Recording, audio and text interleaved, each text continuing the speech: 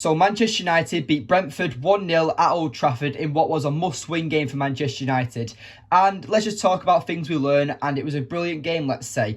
But yes, Manchester United win 1-0, and it was a difficult game, and United need to be a lot more clinical up front, realistically, because for me, we had a lot of chances. We had literally about 4 corners within the first 10 minutes of the game, and we did absolutely nothing from them. So the set piece plays needs to improve, and actually our shot on targets, our actually progressing towards goal actually needs to be improved. Because for me, we still look short up front, and if Marcus Rashford's not scoring that goal, I don't see where any other goals are coming from. You saw Antony trying to curl a few goals in with that left foot where he drops the shoulder and always tries and curls it, but as the commentary said over on the last game last night, that every time Antony hit it, because Antony did that shot about 2 or 3 times, and the commentator said it seems that Antony is trying to get that goal. We've seen him do it a few times this season, but every time he was doing it in the game, the more he did it, the less he was getting away from the target.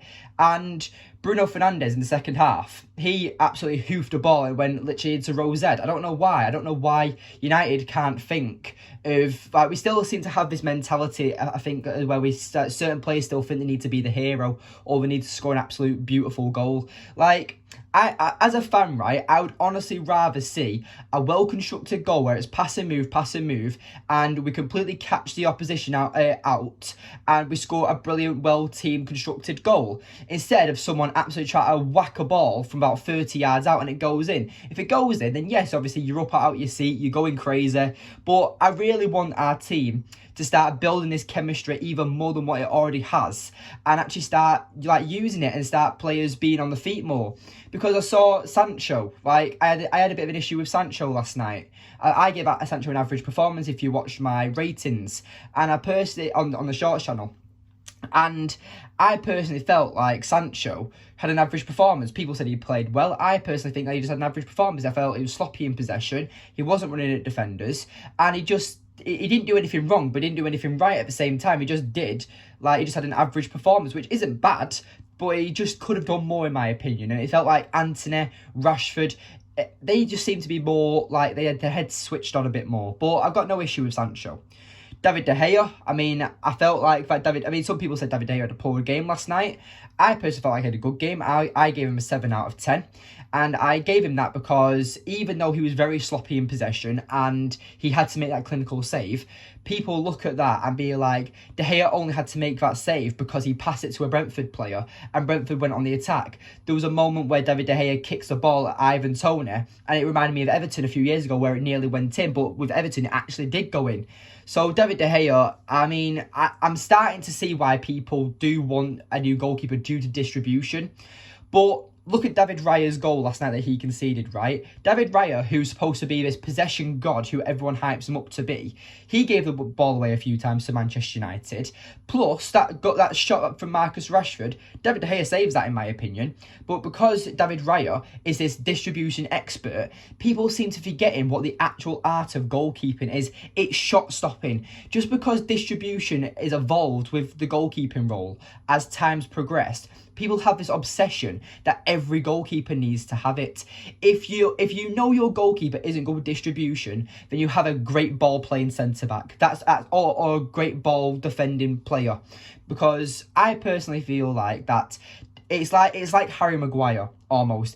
David De Gea's distribution, you actually can't label anything else wrong with David De Gea. You just label the first thing that comes to your mind, distribution, because that's all he's not got going for him. Yes, he has a few other issues in his game, like maybe coming for crosses or maybe try to save a low driven shot.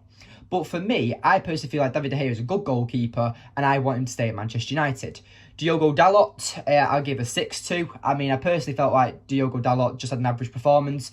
It was a type of game for Diogo Dalot which I felt like he played well. But again, it's like Sancho. He didn't do anything wrong, but he didn't do anything right at the same time, so it was an average performance. And with the way Brentford set up last night, they didn't set up with a 4-3-3, surprisingly, like I said they would in my preview. They went into a very narrow formation, went to a 5-3-2 formation. So the fullbacks had a field day. the only wide players that they had to mark was the attacking fullbacks in Brentford's side. Janssen and Norgard weren't really going out wide and helping the team progress forward. They stayed centrally. So Diogo Dalot had a lot of free space and he did have a good game, but he didn't do anything with it. He didn't really make any good crosses. He didn't really set up anyone. And this is what I'm talking about. And obviously we talk about graveyard shifts and stuff at Manchester United, but we're not creating enough either. Like, that's just my opinion. And if we do create, then like last night, it went out for a corner. We had 4 corners within the first 10 minutes. And it was just very surprising in my opinion. But Martinez and Varane, I'm going to give Martinez an 8, and he was my contender for man of the match. I thought it was absolutely brilliant. Raphael Varane just looked steady, and he kept Ivan Toney at bay. And even Martinez kept Ivan Toney at bay, but Martinez did it a bit better because he made quite a few clearance tackles, which was important. But Luke Shaw, I gave a 6 to. I mean, he went off with an injury. But again, gave away a stupid yellow card. Luke Shaw is known for giving away these silly fouls that don't need to be happened. Yes, I know he stops players breaking and going on the counter-attack. But actually win the ball, mate. Don't just take out every single player. Because I don't know how many bookings Luke Shaw's got this season, but it must be over 20 in all positions. Right. There we are, we're back. Anyway, so yeah, Luke Shaw for me gets a 6 out of 10. And I just felt like with him getting injured, he gave away a stupid yellow card. And I do feel like Luke Shaw just didn't have the best game yesterday. And he did obviously go off with a hamstring injury. And obviously, I'm not going to praise that, and I hope that he gets better and stuff. But Luke Shaw hasn't been performing well for a while now. And I do think that Malacia deserves a chance. And now Malacia kind of gets his chance. Obviously, we are now short at left back if Luke Shaw's injury is severe. But for me, I want to see Malacia play. I think Malacia is the better left back, and I just think that Malacia suits Erik Ten Hag's system better. But Luke Shaw obviously is very liked, and he is the starting left back.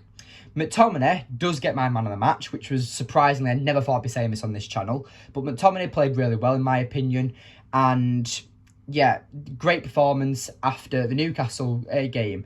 So if McTominay can play like that against Everton, then and he can progress to keep playing like that, then maybe he can turn his career around at Manchester United and maybe stay, because a lot of clubs do like Scott McTominay and would probably pay a lot of money for him. Like we could probably get about 30 million for Scott McTominay in my opinion. So yeah, I honestly think that Scott McTominay, if he can play really well like he did last night, then I wouldn't be surprised if he does stay at Manchester United, because he did have a good performance last night.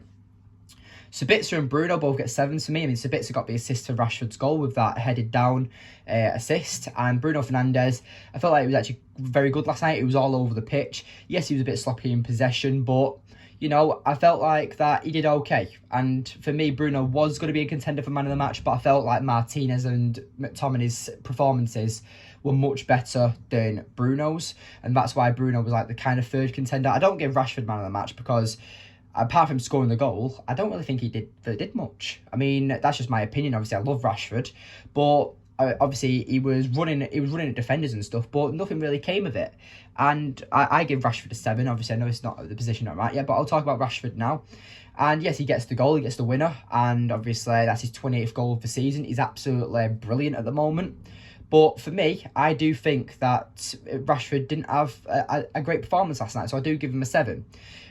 Sancho, I've already said I'll give a 6 to, and Antony I give a 7 to, because I just felt like Antony, he's starting to run at defenders now, which I'm liking to see. He's actually going pace to pace, toe to toe with actual defenders. Like, he normally always stands off him, or he doesn't actually try and beat him in a sprint race. And people say, oh, Antony's not a quick player. He is quick. He's very quick. I mean, he was against Rico Henry last night, and he was going toe-to-toe with him and absolutely beat him for pace.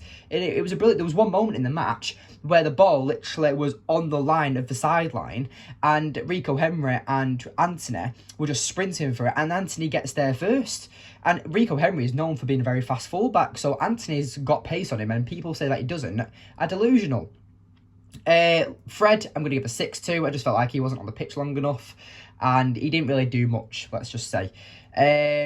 Martial, I'm going to give Martial a 6, because I felt like that.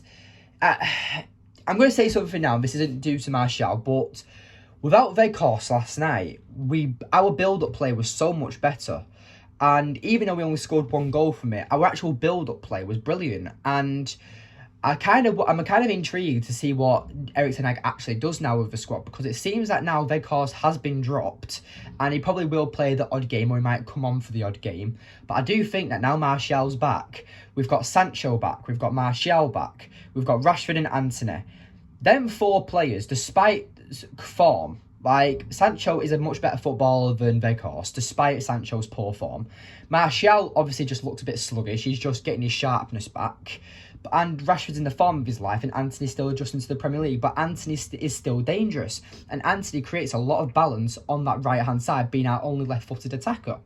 So for me, I'm actually really, I'm not nervous for Weghorst, but if Weghorst can come on, right, because this is the way I've explained this on a few times on the channel, right, that if Weghorst came to Manchester United, he would be the perfect super sub. And people be like, well, his distribution, not his distribution, I'm thinking of David De Gea there, he's not good in front of goal. Like, he can't really score a lot of goals. He's struggling for scoring pretty much.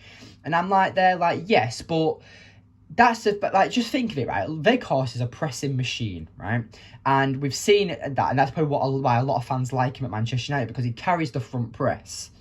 But if you're bringing Weghorst on with about 60 in the 65th or the 70th minute, right? The defenders are tired because United have been running at him for the last 70 minutes. Weghorst comes on, who's 6'6", he's an absolute pressing machine. You're going to be knackered, and I think that could be a strategy that United could start doing. We wear him down throughout the game, then you bring a fresh Weghorst on, who, yes, is a decent player. I'll just say he's an average player, but I think that's where Weghorst could start scoring goals if we start bringing him on late in the game and he starts pressing the life out of other players, because I think that's where his strengths would be. Because if you're a defender who's having to be defending for the last 70 minutes and then Weghorst comes on and then absolutely presses you because you want to try and slow the game down and try to pass it out from the back, if you've got Weghorst just sprinting at you at full throttle, you might cause out a mistake, and that might cause an interception for Rashford or Antony, Martial or Sancho to make, or even a midfield interception, and then we could build off from that. That's just the vision that I see it is. And I do think that in build-up play, we are better without Weghorst. But I think Weghorst could be quite crucial as a late substitution in actually helping us see out games more. Because last night, even though we only won 1-0, I still had this gut feeling where I was like, shit, if they score, the game's over. The game will probably end 1-1. And that'll be a bit of a disappointing game, because we were the far better side. It reminded me of the Newcastle game. Brentford didn't show up properly. And I kind of wanted to make this point that shows now that why Manchester United are very very disrespected, in my opinion. And not even just Manchester United, other European playing competition teams. Because you've got teams, for the majority of the season, the top 4, playing 2-3 times every 9 days, let's say. And Brentford literally played on Sunday, or was it Saturday or something? And what happened was they play United on the Wednesday. So they have a few days to prepare, but instead of having a normal week off like they used to, they didn't have much time to prepare, they didn't have as much rest, and they didn't look up to the races. And now they play Spurs at the weekend, and I think they'll actually lose that game. And I think they might draw it. But realistically, I do think that Brentford, despite them being a great team this season, teams like Brentford who have to play consistent football because Brentford this week, they'll have to play 3 games in the last 7 days. And United have had to do that since the World Cup. But people are like, oh, why are Manchester United in bad form? United aren't good anymore. This and this. Erik ten Hag's overrated. Well, no, because we are all physically exhausted. And I think that just needs to be it needs to be mentioned, in my opinion. But yeah, I've gone a bit of a tangent here. But yeah, who else? I've given Martial a 6, and Lindelof gets a 6 as well. Yeah, and I've said Malacia, haven't I? Have I said Malacia's rating? I don't think I have. I give Malacia a 7 because he played actually before the first half ended. Plus, Lindelof gets a 6. But yeah, thank you for watching today's video. I'm really happy with the result. United move up to 4th now. We do have a 22 goal difference between us and 3rd place with Newcastle. Obviously, we are on the same points.